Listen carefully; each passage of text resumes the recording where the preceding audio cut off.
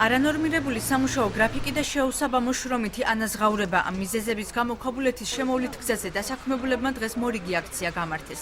ამჯერად მშენებელი კომპანიის ოფისთან სპეცტექნიკის მძღოლები შეიკრიბნენ. მათი განცხადებით ისინი ხელშეკრულებით გათვალისწინებული 8 საათიანი სამუშაო გრაფიკის მიუხედავად 13 საათს მუშაობენ, რისთვისაც არც სათანადო ანაზღაურება აქვთ და არც სამუშაო პირობები. აქ პრობლემაა შესვენებით სარგებლობაც. არ გვიხდიან თანხას 23 ლარზე მუშაობ მთელი დღე.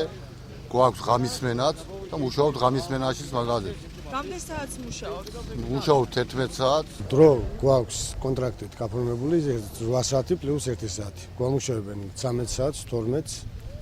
ანაზღაურება არის მინიმალური და ფიზიკურად დასვენების საშუალებას არ გვაძლევთ. ჩვენი მოთხოვნა არის ანაზღაურების ნორმალურად გქონდეს ანაზღაურება და ადამიანებს შორის ნორმალურად მოგვეყვონ. მშენებლობის ხელმძღვანელობა პროტესტის მონაწილე თანამშრომლების ახალი კადრებით ჩანაცვლება შეეცადა, თუმცა როგორც მძღოლები აცხადებენ, მათ პროცესს ხელი შეუშალეს. იყვენ დღეს მოსული სხვა მძღოლებიც მოიყვანენ. ჩვენ და გავეშვით და სხვა არ შევუშვით ის არავინ.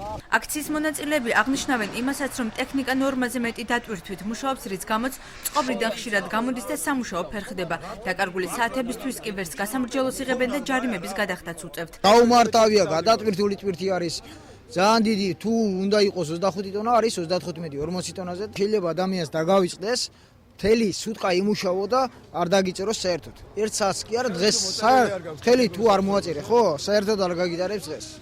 აი ესაა სამართალია. არა ადამიანი. ხელფასი იკარგება, რა თქმა უნდა. აქციის მონაწილეთა პრობლემებს დღეს სახალხო დამცველის ბათუმის ორგანიზაციის წარმომადგენელი და პროფესიული კავშირების გაერთიანების ხელმძღვანელი გაეცნენ.